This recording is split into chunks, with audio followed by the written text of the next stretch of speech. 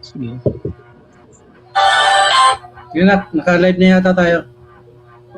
Oo, meron. But, Meron na. Salawam po sa bawat isa. Sige po. Okay. Salawam at happy Sabat po. Tayo po ay, bago muna tayo magsimula sa ating pag-aaral, tayo po ay dumulog at manalangin, hingi natin ng gabay, patnubay ng Aba sa oras na ito, sa Sabat na ito. Tayo manalangin. Hallelujah. Aming Ama, Aba, Yahweh, salamat po sa araw na ito na nilikha mo para kami magpahinga at higit sa lahat patuloy na kami na matuto sa iyong mga aral. Maraming salamat po dahil ikaw po ang siyang nagtakda ng araw na ito upang kami ay magpahinga at patuloy na pagkatiwala po namin ang aming alalahanin kabalisan sa iyo. Maraming pong salamat sa Sabat class na pinagkatiwalan niyo po sa inyong mga lingkod. Salamat na kami po ay gagabayan mo ng iyong mga salita at patutubayan mo po kami at inaalisan na po namin ang anumang magawa ng kaaway sa aming gagawing pag-share ng mabuting balita para sa lahat ng nawawalang tupa ng bayang Israel. Salamat po.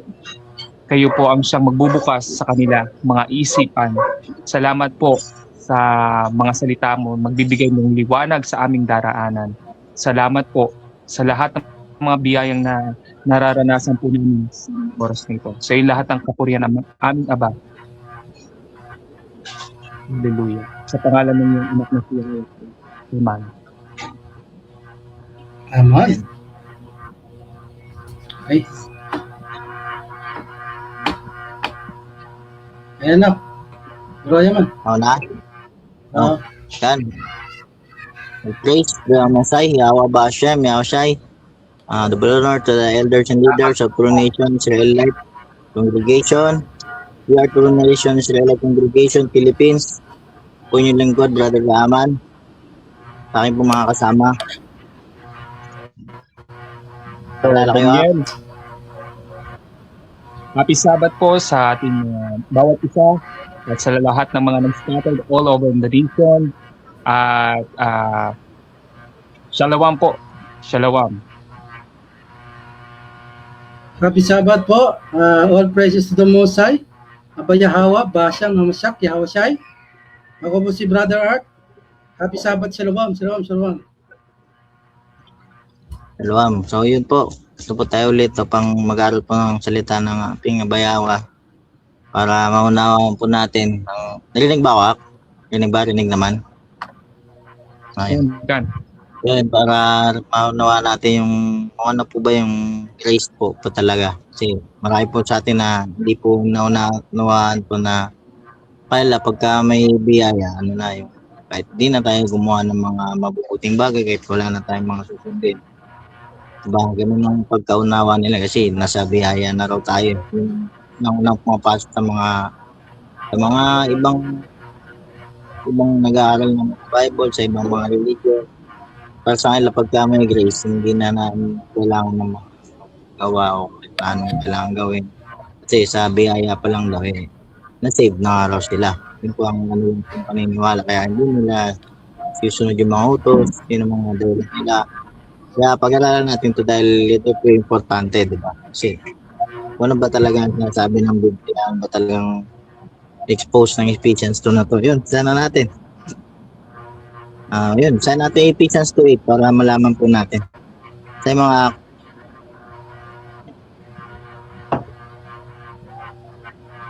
ang sabi sa Ephesians 2:8 tayo may natin itong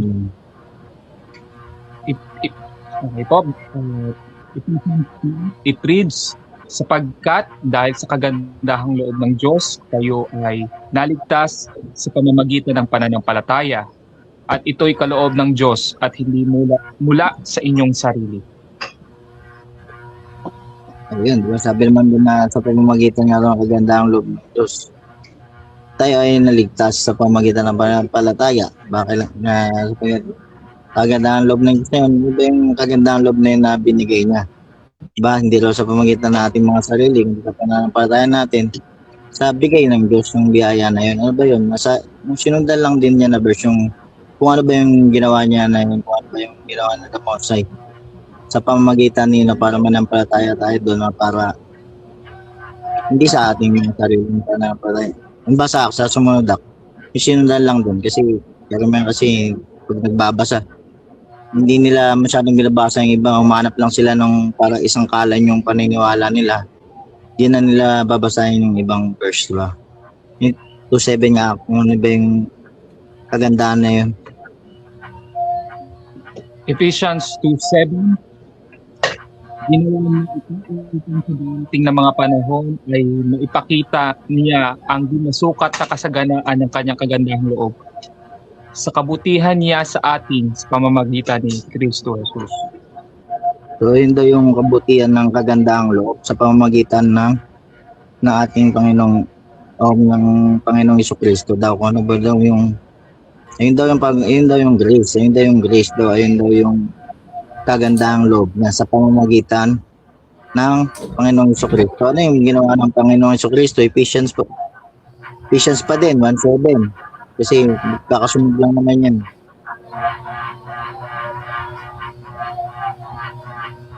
Jack, baka ulit ka. Ben, tinubos ni Kristo sa pamamagitan ng kanyang dugo at pinatawad ang ating mga kasalanan. Ganoong kasagana ang kanyang kagandahang loob.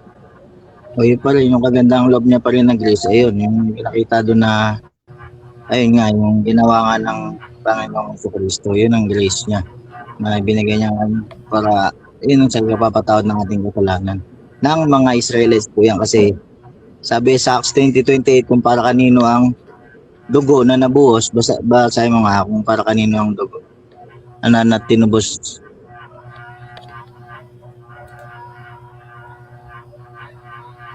Acts chapter 20 verse 28. Ingatan ninyo ang inyong sarili at ang buong kawan na inilagay ng Espiritu Santo sa inyong pangangasiwa. Pangalagaan ninyo ang iglesia ng Diyos na kanyang tinubos pamamagitan ng dugo ng kanyang anak. Yun, di ba? Sabi doon na ayun nga, yung buong kawan. Ang kawan po ay Israelites po yan. At ang iglesia, at ang church na sinasabi po dyan na iglesia ng Israelites din po yan. Diyan po talaga nabuhos ang dugo ng ating Messiah, ng Panginoong Jesucristo, para po talaga yan sa Israelites po.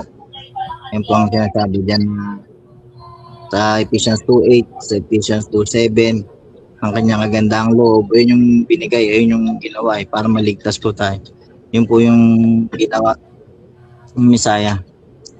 Yun sa Ephesians 1:7 na sa pamamagitan ng kanyang dugo, yun ang kanyang kagandahang loob. At nakita naman natin dyan sa Acts 20:28 pa rin kung sino ang tinubos ng kanyang dugo, yung kawan, ba? Sabi niya nga sa dyan, ba, na may sheep, may folds, yan. Yung kanyang sheep ay Israelites po yan. Sa natin yung Matthew 1:21 yun, na ililigtas niya ang kanyang bayan. Yung bayan pa rin talaga. Matthew chapter 1 verse 21. Magsisilang siya ng isang batang lalaki at si Jesus ang ipapangalan mo sa sanggol, sapagkat ililigtas niya ang kanyang bayan sa kanilang mga kasalanan. So yun, yung grace pa rin talaga na sinasabi na dahil nga doon sa ginawa niya, dahil sa kagandang loob na yun, yun pa rin yung ililigtas na doon, ay yung Israelites pa rin po yun. Ililigtas ang kanyang bayan. Sino ang kanyang bayan? Matthew 2:6 lang din po yung sagot. Ganun lang po yung natin dyan, prinsip lang pagpapaliwanag natin. Matthew chapter 2 verse 6. At ikaw Bethlehem sa lupain ng Huda ay hindi pinakahamak sa mga pangunahing bayan ng Huda, sapagkat sa iyo magmumula ang isang pinuno na mamamahala sa aking bayang Israel. Ngayon, di ba, sabi nga sa Matthew 1:21 na ililigtas ang kanyang bayan sa kanilang mga kasalanan. So, ayun yung kanyang bayan. Diyan sinabi naman yan, sino yung kanyang bayan. ang mamumuno sa kanyang bayan. Yan ang mamumuno ng ating Messiah o Kristo. Kaya dyan sa Matthew 2:6, pasabi diyan, magmumula sa kanyang bayan, yan ang kanyang bayan na iniligtas ng Messiah dahil yan ang pamamahalaan niya pa rin ng mga Israelites pa rin. Kaya sa Matthew 15:24, sabi pa rin mismo ng ating Messiah o ni Jesus Christ kung para kanino raw siya, sa mga fold, diba? Sabi dun sa Acts 20, makikita natin sa kawan, sinong kawan yung nano niya, diba? Yung mga tupa kasi yung kawan na yung mga Israelites. Nga, ang sabi niya sa Matthew 15:24. Matthew chapter 15 verse 24, sumagot si Jesus, sa mga naliligaw na tupa ang sambahayan ng Israel, lamang ako isinugo. Like kay Kristo, alam niya kung para kanino lang sa sinug. Kung mga Israelites lang din po talaga yung grace talaga na nasa kagandang loob na yun. Nakita naman natin yung kagandang loob na yun na nasa verse, nasa Ephesians 2:8 na nasa 2:7 lang din naman yung sinasabi sa pamagitan ng dugo ng Messiah ang kanyang kagandang loob na pinakita. Kasi nga para doon tayo na kaya nga sabi sa Matthew 21 na ililigtas ng kanyang bayan sa kanyang mga kasalanan. Yun yung kanyang dugo talaga na tinubos, ang kawan, ingatan na yung mga sarili, diba? Kasi kayo yung iglesia. Okay? Israelites talaga iglesia na tinubos ng kanyang sariling dugo.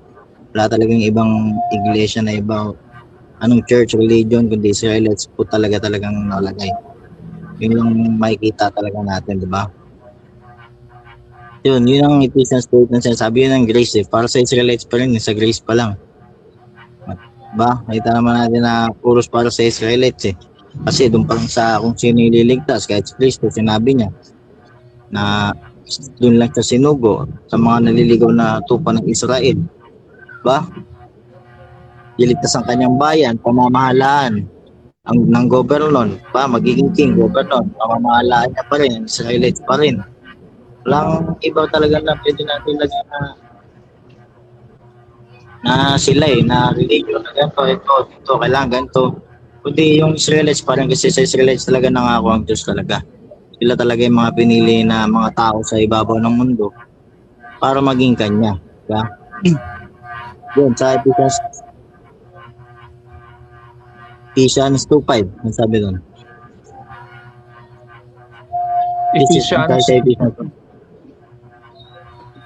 Ephesians 2:5. Oo.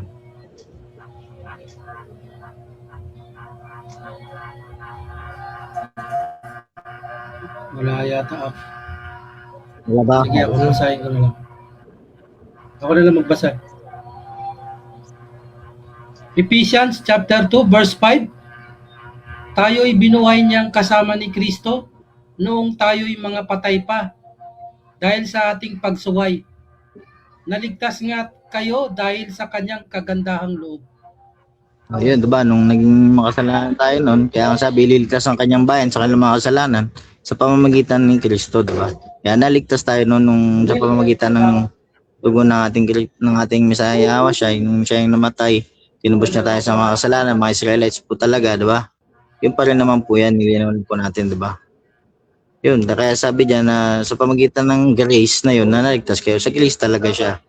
Pero sa mga Israelites po yung grace din na yun talaga. Hindi pwede nating sabihin na sa kung sino-sinong churches. Hindi talaga natin pwede sabihin kung sino-sinong churches kasi Israelites po talaga yung tinutukoy eh. At saan natin ikot-ikot talaga yung Bible, puro sa Israelites pa rin talaga tinutukoy. Puro New Testament din po yan. Hindi natin masabi na sa New Testament, hindi, mga Gentiles na, lahat-lahat na. Hindi, puro New Testament nga rin, lahat nga yung binasa natin. Dito naman sa Ephesians 2:9 naman, yung not by works. Sana natin yung Ephesians chapter 2 verse 9, hindi ito bunga ng inyong mga gawa, kaya't walang ipagmamalaki ang sinuman. Ayan, diba? So, pag binasa rin nila to para sa kanila, hindi yun dahil sa ginawa ko to. Hindi sa place lang talaga, diba? Para sa kanila, gano'n kagad eh. Pero, hindi naman gusto talaga din sa ganyan kasi nga, ito, examples natin yan, yung mga bata pa sila, wala pa silang ginagawang mabuti o masama. Pinili na talaga kasi sa pagkapili pa rin talaga sa mga Israelite pa rin. Romans 9 na, ng pinili pa rin, Israelites pa rin. Pero hindi, sige. Sample natin dyan yung nasa tiyan pa lang ng mga bata na wala pa silang parehas na nagagawa kahit masama o kahit mabuti. Not by works or not by ba?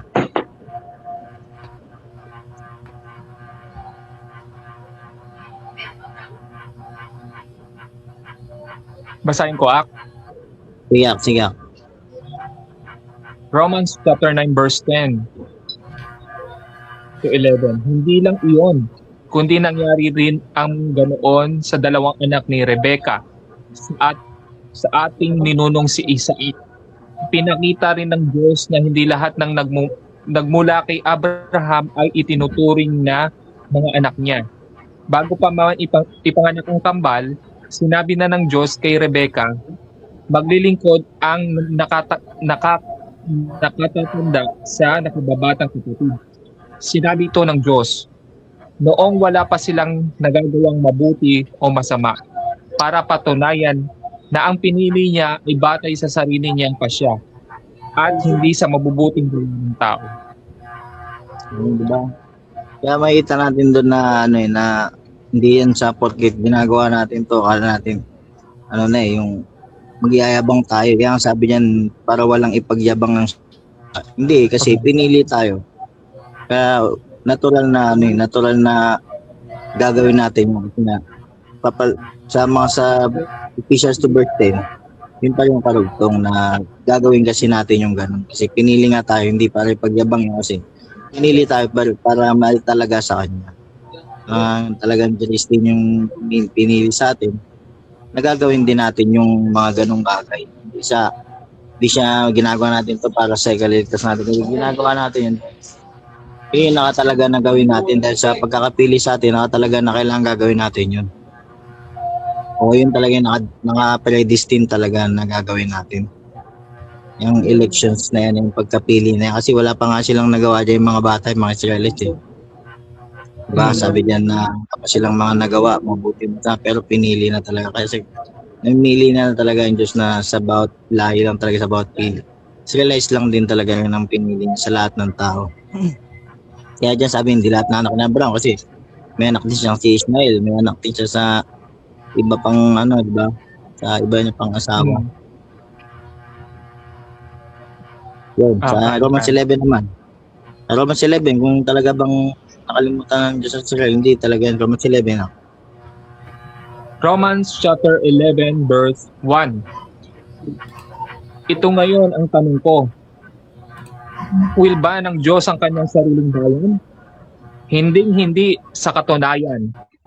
Ako man ay isang Israelito mula sa lahi ni Abraham at kabilang sa lipi ni Benjamin. Diba, sabi nga dyan na hindi raw talaga tatakoy lang bayan Israel. Hindi kasi nga sa verse 5 at verse 6 niyan, Israelites pa rin yung pinili talaga ng grace pa rin na election talaga. Yung makita natin dyan na pagkapili ng grace talaga, election pa rin.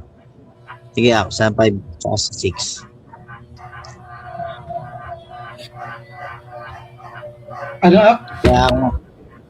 Kaya ako nga akala ng mga tao na grace na para sa lahat o para sa kung sino na manakala lang sila ganito.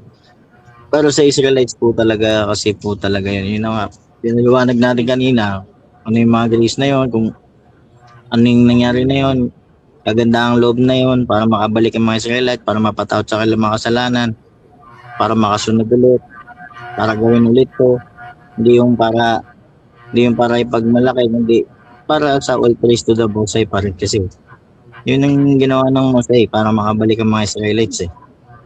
Kaya dyan sa verse 5, kaya ako sa verse 5 sa kasulukuyang panahon din, Roman, kahit hanggang panahon natin ngayon, Romans chapter 11 verse 5 reads, ganoon din sa kasulukuyan, mayroon pang nalalabing mga hinirang ng Diyos dahil sa kanyang kagandahang loob. Yan ba, dahil pa rin sa kagandahang loob pa rin, yung by grace pa rin, meron pa rin talagang mga Israelites na pinili sa kalusulukuyan. Kaya itong panahon natin ngayon na, yan sa panahon na yan, sinabi yan, ay itong panahon natin ngayon na itong sa kasalukuyan natin ngayon na ginagalawan. Ninyo, natin na ayan, tayo yung mga pinili ng mga nirang dahil sa kagandang loob pa rin ng mga election by grace pa rin tayo. Tayo yan, ganun pa rin sa kasalukuyan. Kahit sa ngayon sa panahon na natin ngayon. Israelites pa rin na meron pa rin talaga kahit ngayon. Masabi sa verse 6 nga pa ba? Yeah, verse 6 nga, ano nakalagay? 11 verse 6. At yun ay dahil sa kanyang kagandahang loob. Maliwanag na iyon ay hindi dahil sa gawa. Sapagkat kung ginawa ng tao ang batayan, hindi na iyon masasabing kagandahang loob. Ayun, so hindi pa rin talaga natin masabi ng dahil sa mga ginawa natin at dahil sa mga ginagawa-gawa natin to. Minsan parang nagyayabang tayo ng ilang ano ko kasi ginagawa ko itong mga pero hindi dahil doon yung hindi dahil talaga sa ginawa ng Diyos para sa atin, para tayo makabalik.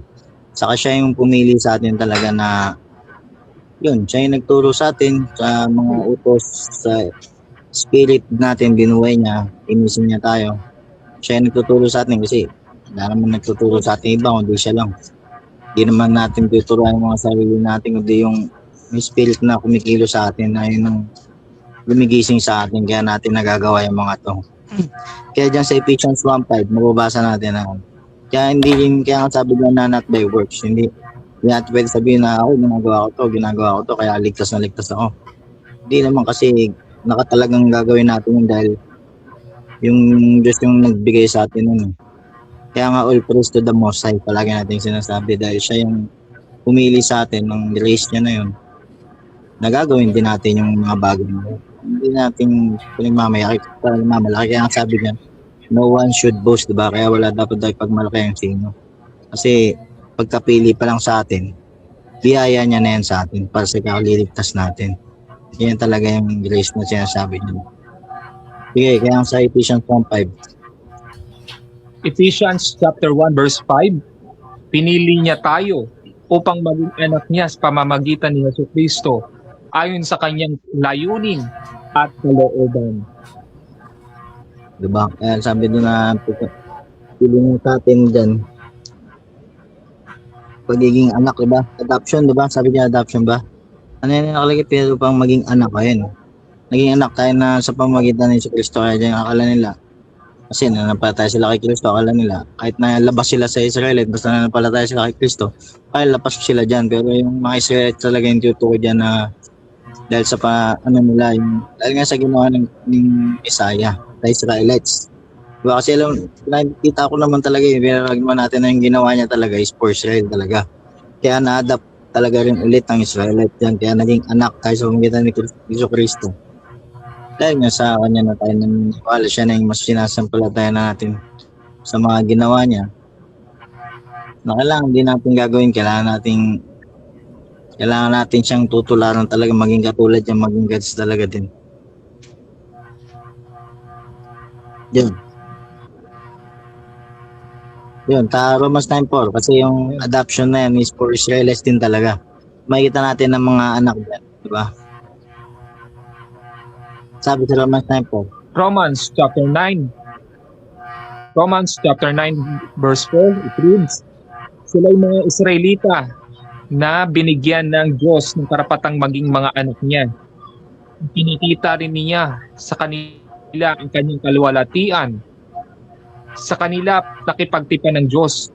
Sa kanila rin ibinigay ang kautusan, ang panuntunan sa pagsamba at ang kanyang mga pangako. Ayun, diba? Kung nakita natin din sa Ephesians 1:5 pa rin na Ephesians din ng grace, kung paano naging anak. Yun pa rin kasi yung tutukoy ni Paul sa Romans 9:4 nga. Yung mga Israelita yung binigyan ng Diyos ang karapatan na maging mga anak. Kaya Israelites pa rin talaga yung tutukoy talaga. Sa Ephesians 1:5 kung paano naging adoptions. Sa Romans 9:4 kasi yung adoption is para pa rin sa Israel. Sila lang din ang may karapatan. Yan ang sabi niyan.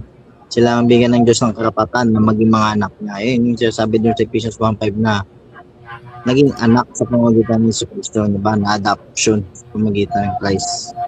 Sa Israel pa rin po talaga, hindi po natin pwede sabihin na na-adapt na kami kasi New Testament na ngayon, lahat-lahat na, Gentiles. Wala pong ganong verse talaga na magpapaliwanag niyan kung paano po yan ipapaliwanag. Kasi pag pinaliwanag na po yan, Israelites po nilalabas.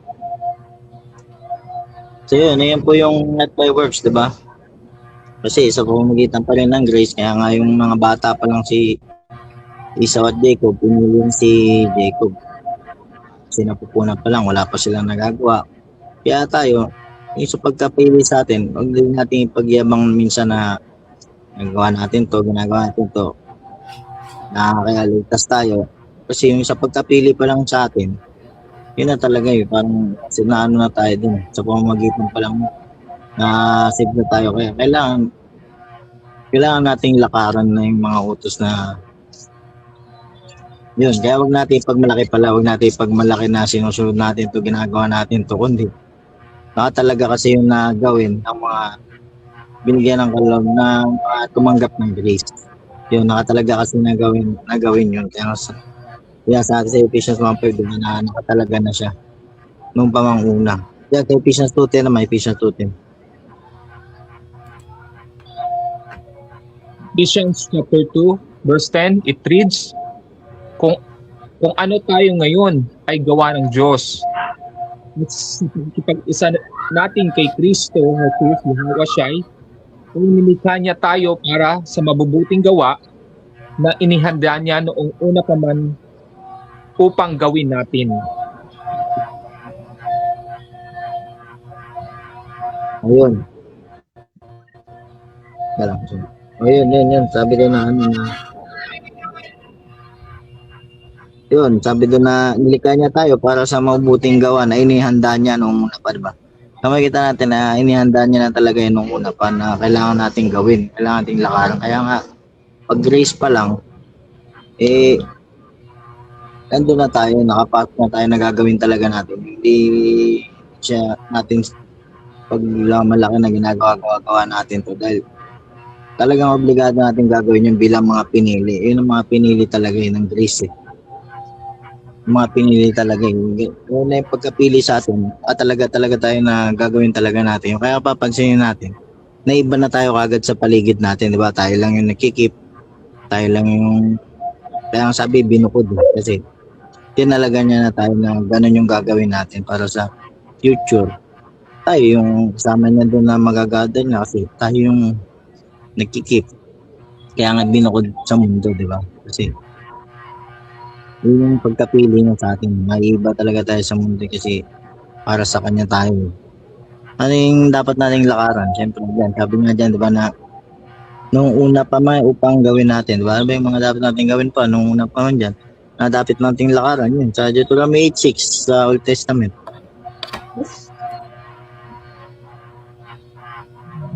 Deuteronomy chapter 8, verse 6, kaya matakot kayo sa kanya at sundin ang kanyang mga utos. Ayun.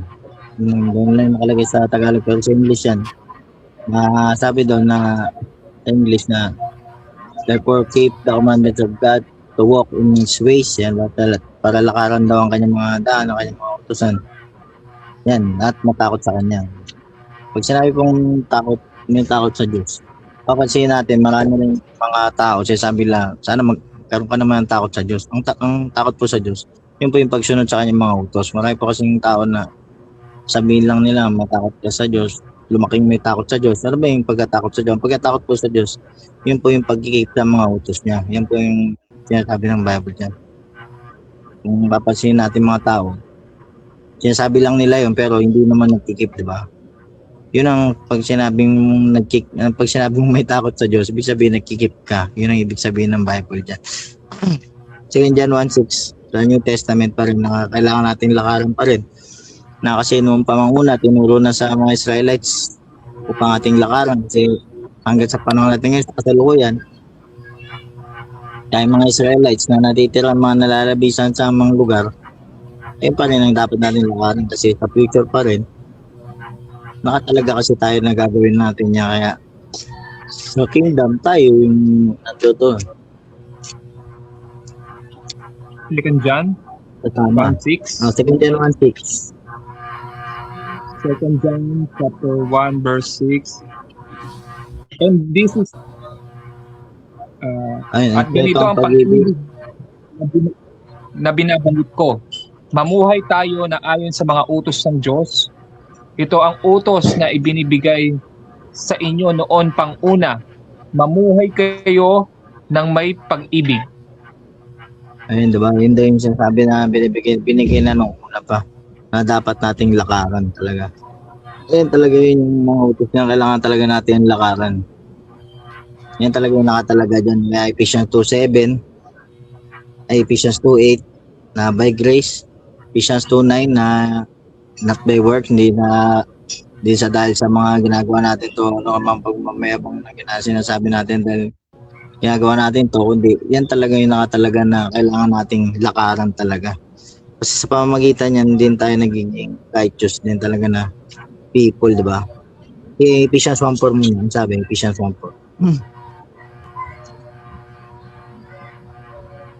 Diba? Ayun din yung karugtong niyang Ephesians 2:10 na Ephesians 1:4, ang sabi.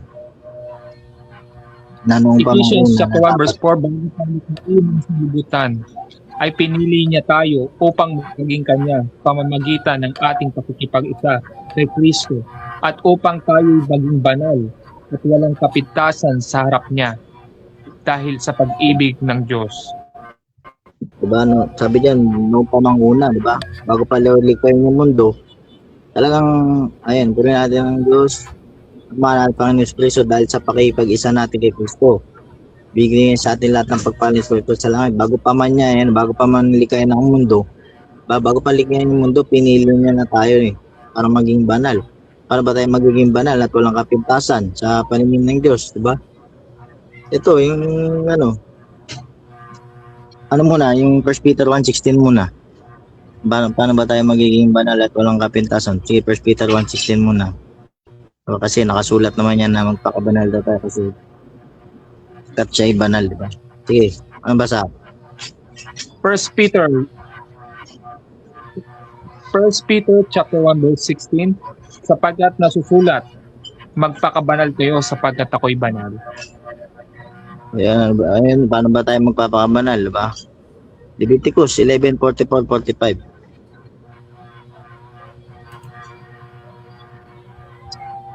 Leviticus chapter 11 verse 44, panatilihin yung malinis ang iyong sarili sapagkat akong si Yahweh, Yahweh, na inyong Diyos ay banal. 45. Masaya sa 45 mo. Leviticus chapter 11:45, ako ang naglabas sa inyo sa Ehipto upang maging Diyos nyo. Dapat kayong maging banal sapagkat ako'y banal. O yun, di ba? Sabi dyan, sa pamamagitan daw niyan, magiging banal tayo. Ang tinutukoy po dyan sa Leviticus chapter 11 na yan ay yung mga tungkol po yan sa clean foods. Kasi makikita natin doon sa Ephesians 1, di ba? Ephesians 1:4 na to be holy and blameless. Mga walang kapintasan, walang kadungisan. Kasi yung mga pagkain na kadumihan sa atin, kapag ikip natin sa loob, sumusunod din tayo kung ano yung mga dapat natin kainin. Kasi nakakapagparami po yan sa atin. Kaya sabi dun sa Ephesians 1, Ephesians 1:4, di ba, na bago pa man ligayin yung sanlibutan, pinili niya tayo pang maging banal.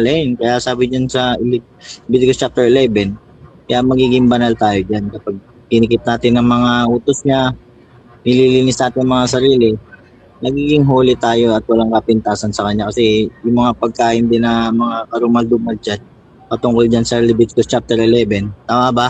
Yung nakalagay dyan sa Leviticus chapter 11, mga pagkain yan, ang clean food. So, sinusunod na rin natin yan ngayon. Kaya, namumuhay din talaga tayo ngayon ng to holy, di ba? Sabi nga sa New Testament, sa 1 Peter 1:16, na magpakabanal daw tayo pagkat siya'y banal. Ayan, nakita natin dyan na kapag sinusunod natin yung mga law na yan, kaya kasama yung law na sa pagkain, di ba? Dietary law. Nagiging holy daw tayo sa walang dungis. Kaya sabi din sa Ephesians 1:4 na amoy ng walang spot, no, blameless, di ba? Ngayon kasi nakakapagparumi sa tao. Ngayon nakakapagparumi. Bilang sinusunod na natin yan, namumuhay na rin talaga tayo ng holy and blameless, di ba? Dahil sa mga pag-keep pa lang yan, mga clean food na yan. Diyan natin makikita yung sinasabi ng pagiging holy and blameless sa pag-keep na yan, sa pagkain pa lang niya. Kasi pag kinain natin yan, marurumihan din yung katawan natin. At pag narumi yung katawan natin, magiging marumi tayo. May spot tayo. Diba? Sabi nga, blameless nga daw, walang dungis. Kasi pag kumain tayo niyan, sa natin ating katawan. Kaya nagkakasakit tayo kung ano-anong mga mayroon sa katawan natin dahil dinudungis na natin.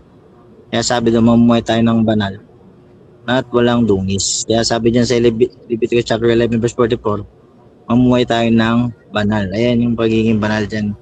At tinutukoy din na pag nagkikip tayo ng mga laws, nagiging banal talaga din tayo. Diba? Kan, up. Tama ba? Natulan na kayo. Right. Kan. Nakikinig ka. Yun. Yun Nakikinig yung ka. pagiging holy. Yun yung pagiging holy kasi diba? Kasi hindi natin alam ba yung holy and blameless na yun. Ayun yun eh. Ayun yung nakalagay yun sa Leviticus chapter 11 na yan eh. Patungkol sa mga clean food dyan. Dahil sa nagkikip na tayo nagiging holy na tayo. Hindi lang natin alam na yun kasi nilalakaran natin to be holy and blameless, diba? Kaya nga sa yan. Okay, yung numbers 15:38 naman. Yung pa rin, numbers 15:38 pa rin, to be holy pa rin kasi yan. Pag sa fringes naman, for the Israelites pa rin. Kaya nga ako, sabi ako sa number 15. Wait lang. Yan.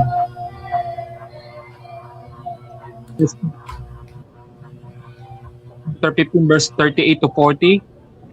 Nasabihin ito sa mga Israelita, gumawa kayo ng mga palawit sa laylayan ng inyong mga damit at lagyan nyo ito ng taling kulay asul. Kailangang sundin ninyo ito hanggang sa susunod pang mga henerasyon. Ang mga palawit na ito ang magpapaalala sa inyo ng lahat kong mga utos para sundin nyo ito at hindi ang inyong kagustuhan lang ang inyong gawin. Sa pamamagitan ng mga palawit na ito, maaalala ninyo ang pagtupad sa aking kasunduan at magiging aking kayo. Ayun, di ba? Kita natin dyan na yung sa mga damit din na kung babasin natin nga, may mga churches na masyado silang maselan sa kung ano bang dapat isuot, di ba? Pag magsimba daw. Pero tayo, binigyan tayo ng Diyos ng mga damit. Kung ano bang dapat natin isuot para maalala natin ang kanyang mga utos. Makalagay din dyan kung para saan ang purpose ng mga palawit na yan. Para maalala natin ang kanyang mga utos para sa tuwing makikita natin to. At saka sa pamamagitan ng mga palawit na yan, magiging kanya daw tayo, di ba? So kung wala tayong ganyan, hindi tayo magiging ganyan din. Kasi sabi niya, kailangan din ang mga ganyan eh.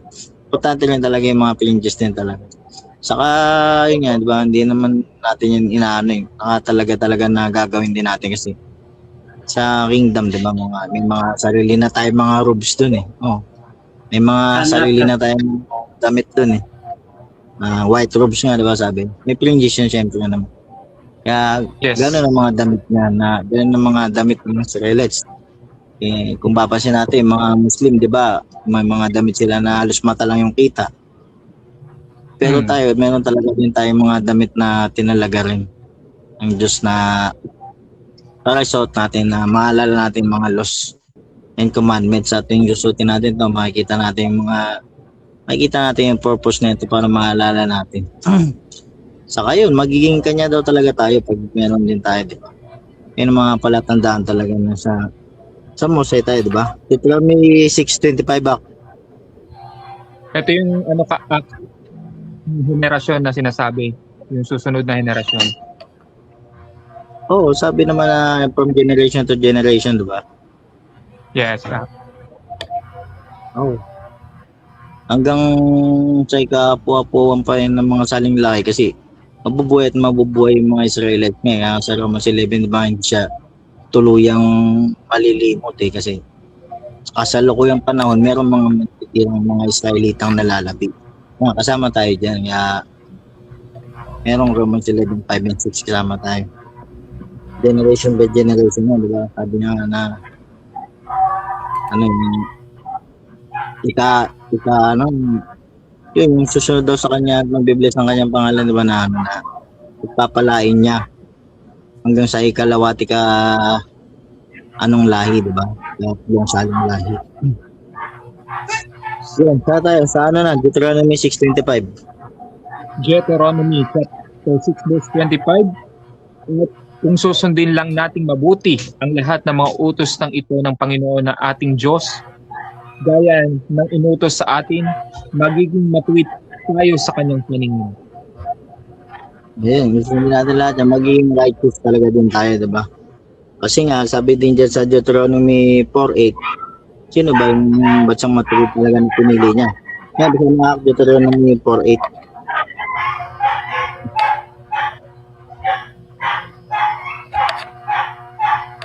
Basta yung Deuteronomy 6:25, sa pamamagitan ng pagsunod natin yan, magiging righteous tayo, diba? Sa pamamagitan din yung mga yan, nagiging righteous din tayo.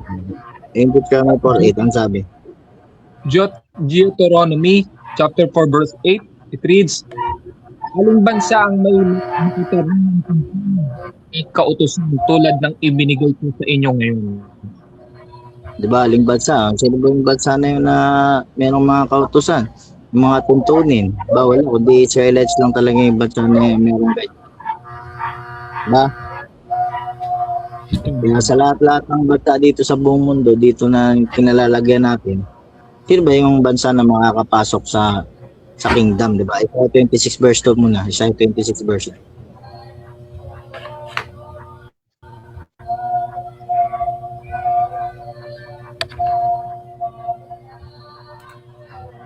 Isaiah chapter 26 verse 2, it reads, buksan ang mga pintuan ng lungsod, ang bansang matuwid at tapat sa Panginoon. Ayun. Buksan daw ang mga pintuan ng lungsod para makapasok ang bansang matuwid. So, sino ba yung bansang matuwid na yan na tinutukoy? Nasa Revelation 22:14 yan, yung paborito ni Bro Daniel.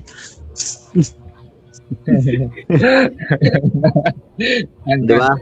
Revelation chapter 22 verse 14, pinagpala ang mga tumutupad sa kanyang mga utos. Sila ay magkakaroon ng karapatang kumain mula sa punong kahoy ng buhay at pumasok sa mga tarangkahan ng lungsod. Ayun, di ba? Anong bansa ba yung babasok daw doon? Siyempre, yung matuwid, yung mga matatuwid na yun. Pinasa natin yung sino yung matatuwid na bansa. Yun, yung Israelite pa rin talaga nagkikip ng mga utos niya kasi nga, dati pa man nung una, nakatalaga na sila talagang pinili. Diba? Pinili na talaga para gawin ng mga yung bagay na yun. Kaya nga Ephesians 2:10 yung nakalagay. Na nung pamanguna, inihanda na para sa atin, na gawin natin, na lakaran natin. Kasi pagdating sa Revelations, na makakapasok. Kaya nga, open the gates for the righteous nations, diba? Kaya kung meron din nagtatanong sa inyo, na diba, sinasabi, diba, sabi sa, tinanggal na raw sa mga Hudyo, ibinigay na sa ibang bansa. Sinong bansa yung tinutukoy na ibinigay? Ayun, yung righteous nation pa rin, na Israelites pa rin talaga. Sasabihin nila, wala nang mga Hudyo kasi sabi ni Kristo, iaalis na yung kingdom sa inyo at ibibigay sa bansang namumunga. Ano yung binubunga ng bansa na yun? Yung pagbunga ng mabuting gawa po yun.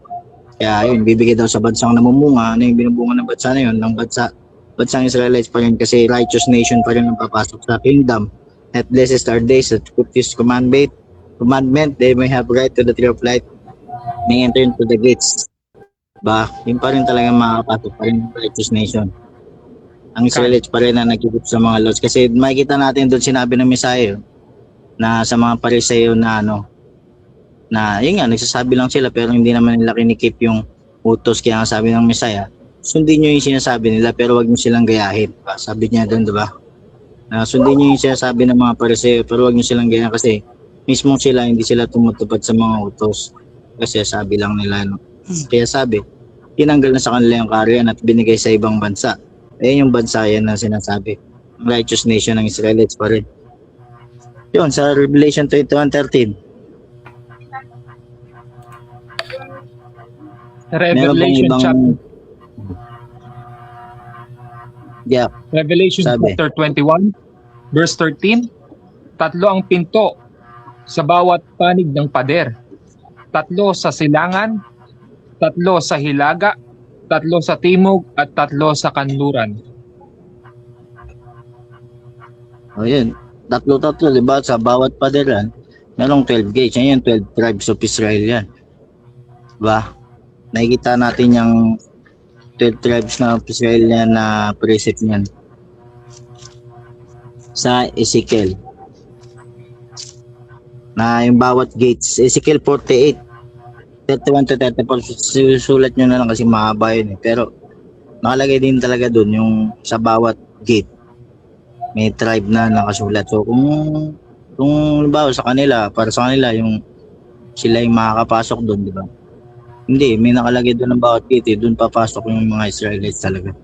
Mga nagkikip sa utos, mga righteous nation, sila yung righteous nation na open the gates for the righteous nation.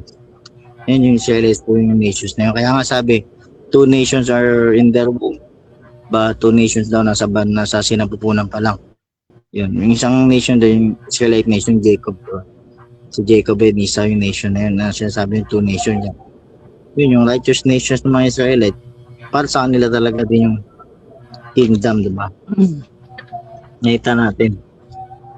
Kaya dyan sa Revelation 21:13, sa apat na kwadradong may 3 sa bawat, may 3 pinto sa bawat kwadrado, 3, 6, 9, 12. 12 tribes of Israel po yan. Ang precept niyan is Ezekiel 48, 31, 34. Kung babasahin pa natin. Basahin pa natin o ano? Kaya kung Saya? Sige, Ezekiel 48, 31 to 34. Ezekiel chapter 48, verse 31 hanggang 34, ay 3 pinto para sa lipi ni na Ruben, Judah at Levi. Ang pangalan ng mga pintong ito ay isusunod sa pangalan ng mga lipi ng Israel. Sa gawing silangan, ang luwang ay 2,250 metro, ay 3 pinto rin para naman sa lipi ni Jose, Benjamin at Dan. Sa gawing timog, ang luwang ay 2,250 metro, ay 3 rin ang pinto at para naman sa lipi ni Simeon, Isakar at Sibulon.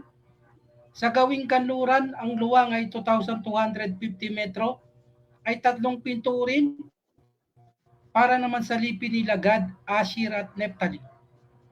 Diba, makikita natin na meron talagang sa bawat pinto may mga tribes, may mga sukat pa, diba? Yun talaga yung mga papasok talaga dun sa sa kingdom talaga. Kung anong tribe ka, yung Messiah mag-aayos niya kasi nga sabi niya, pagbalik niya rito, i-gather niya yung mga sheep sa wolves, iaayos niya talaga, diba? Iisa-isahin niyang pag-ayos ng mga sheep sa wolves. Hawakan niya, ito, dito ka, ito yung tribe mo talaga eh. Ganyan niya siya magbalik, mag-ayos kasi siya na yung mag-ayos niya kung saan tribe ka. Siya yung leader natin eh. Siya yung mga sheep lang tayo. O dito kayo, mga tribe mo paano ayun? Dito ayan, dito. Ayan. Siya yung pagbalik niya. Yan, iaayos. Yun, sa Ezekiel 49 verse 44 pala, 44:9.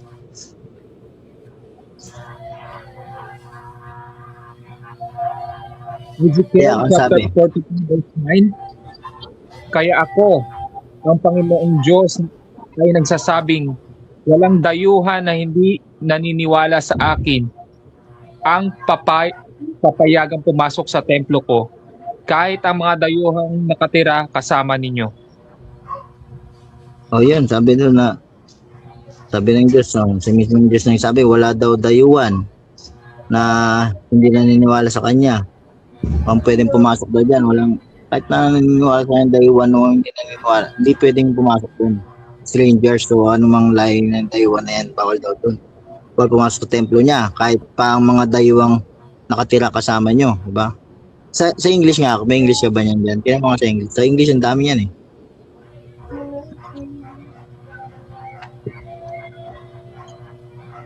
Yeah, King James Version. King James Version nga.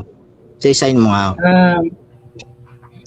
Thus say the Lord God, no stranger, answer circumcised in heart. Okay, isa na no strangers. Bawal daw yung pumasok doon yung strangers. So, walang strangers talaga din yun. Ano pa? Uncircumcised in heart. Yun, yung mga hindi nagkikip sa mga utos daw. Hindi sumusunod sa utos ng mga hindi tuli sa puso kasi yung pagtutuli sa puso, yun yung pagsunod sa mga utos. Kasi yung pagtutuli is utos. Yung pag sinabi pagtutuli sa puso, hindi naman yung literal na yung pagtutuli sa pututoy. Diba? Kundi sa Mm. puso yung pagsunod. Kasi ang pagtutuli is utos. Ngayon kung hindi mo kinikip yung utos, uncircumcised heart ka, diba? Bawal ka rin doon daw kung hindi ka nagkikip ng utos daw, bawal ka rin pumasok. Ano pa? Uncircumcised in flesh. Oh, yan, circumcised ng pututoy na talaga yan. Yan na talaga yung sa ano talaga, yung circumcised ng pututoy na. O, bawal din tayo mga supot daw, ha. Ayan ang sabi diyan, ha. Hindi naman tayo nagsasabi niyan. Sunod pa, bawal daw yan dyan din. Shall enter into my sanctuary of any stranger that is among the children of Israel. O kahit na ano pang stranger daw na nakikisalamuha sa atin, hindi rin daw pwedeng pumasok sa kanya. Diba? So, kung sinasabi mong stranger ka na sumasama-sama ka sa mga Israelites, bawal ka pa rin pumasok doon kasi sa labas nga lang yung mga strangers kasi yan yung mga alipin nga sila mga servants ng Israelites. Sa labas lang yan, taga-serve lang yan sa labas. Hindi sila pwede makapasok. Kaya bukas daw yung kingdom na yun. Sa labas lang daw yung iba na mga stranger. Sa labas lang sila naglilingkod. So yun, ano pa? Revelation 1:6. Meron pang konti.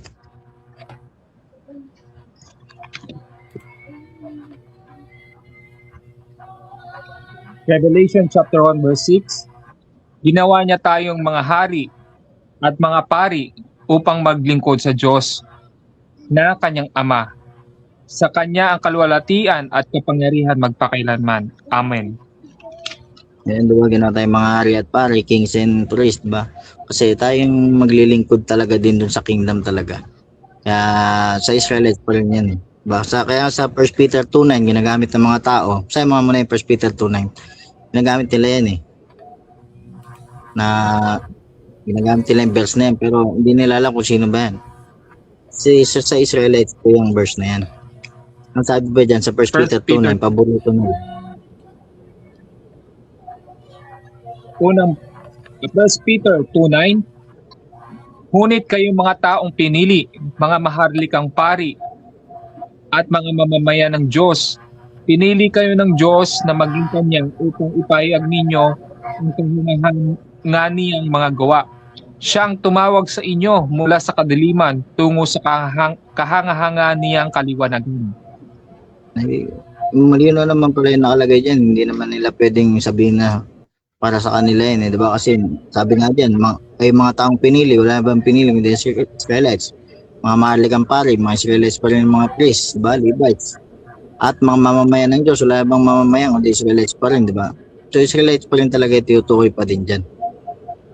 Diba? Bakit tinawag mula sa kadiliman? Siyempre, nung mas sinabuhay nila yung, tinalikuran nila yung Diyos, sinunod nila yung pamumuhay dito sa mundo. Kaya napunta sila sa kadiliman. Pero tinawag sila ulit, papunta ulit sa kahanga-hanga niyang liwanag.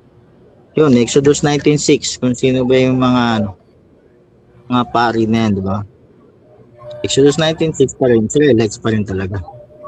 Exodus chapter 19 verse 6. Pero magiging pinili ko kayong mamamayan at magiging isang kaharian ng mga paring maglilingkod sa akin. Sabihin mo ito sa mga Israelita. Diba? Kaya yun, nakabasa natin sa Revelation 1:6, saka dyan sa 1 Peter 2:9, na yan, ang piniling mamamayan daw ay yung Israel na isang kaharian ng mga naglilingkod na pari na para maglilingkod sa kanya, diba? Sabihin daw ito sa mga Israelita. Yan. Ang mga Israelita talaga, sila pa rin talaga yung maglilingkod talaga sa kingdom. Sila makakapasok, sila talaga yung para sa Diyos talaga. Sila talaga yung pinili. Hindi talaga natin pwedeng ilagay kung sinong gusto nating religion, sinong leader ang gusto natin ilagay doon. Pinili na ng Diyos siya ng mga Israelita talaga. Pangako niya yan. Deuteronomy 18:5. Yan. Last verse. Deuteronomy chapter 18 verse 5. Sapagkat sa lahat ng lahi ng Israel, sila at ang kanilang mga angkan ang pinili ng Panginoon ng inyong Diyos para maglingkod sa Kanya magpakailanman. Ayan. Yan, yung mga priest na yung pinili dyan. Pero yung mga priest na yan nasa Old Testament, tinutukoy. Dito sa New Testament, lahat na tayo priest na. Kaya nga sabi dun sa Revelation 1:6, na ginawa na tayo mga priest and king. Yan. Na tayo na yung pinili ng Diyos para maglingkod sa kanyang harian at makasama niyan talaga forever, magpakailanman talaga. Mga Israelites talaga ang tinutukoy pa rin talaga. Kaya nga sabi sa Ephesians 2:10 na before pa, tinalaga na niya na gumawa ng mga ganung bagay by grace, ba? Through faith sa pananampalataya ng ating Messiah, King Yahushua, naggawin yung mga bagay na to. Kaya pag ginagawa natin yan, nagiging holy and blameless tayo. Tapos tayo talaga yung makakapasok sa kaharian. Kasi tayo din yung mga maglilingkod doon, pinili ng Diyos, kaya nga natin gagawin yung mga yun.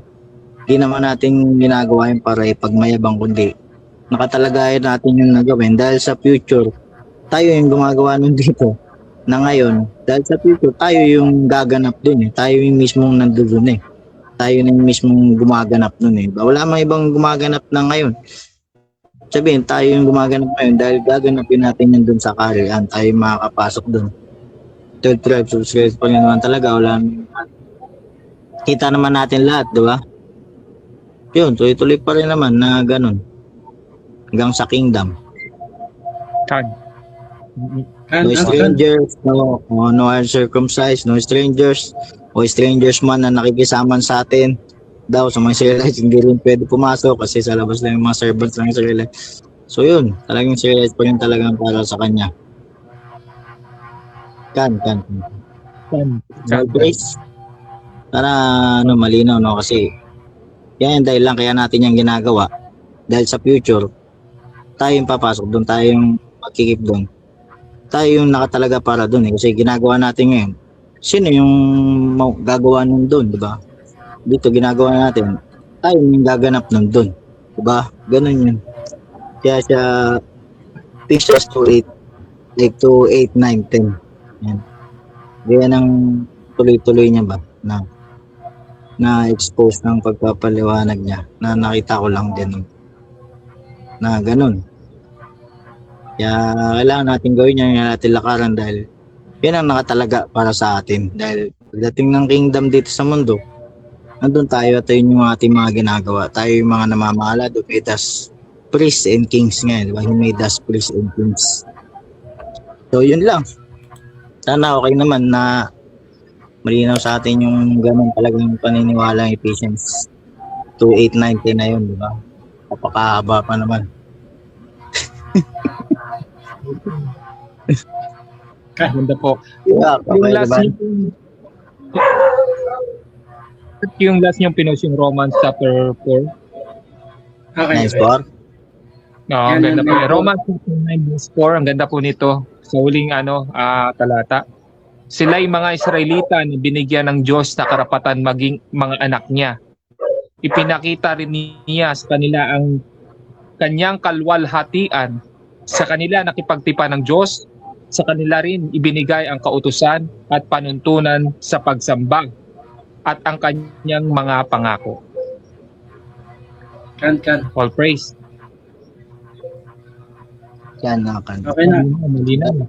Oo, wala talaga. Yun talagang natin talaga. Kahit anong talaga para isingit ng ibang nations. Hindi ko talaga magawa ng parang para masingit eh. Israelis talaga yung tinutukoy talaga eh. Kan. All praises to the Most High. All praise to the Most High Act. Tawada po.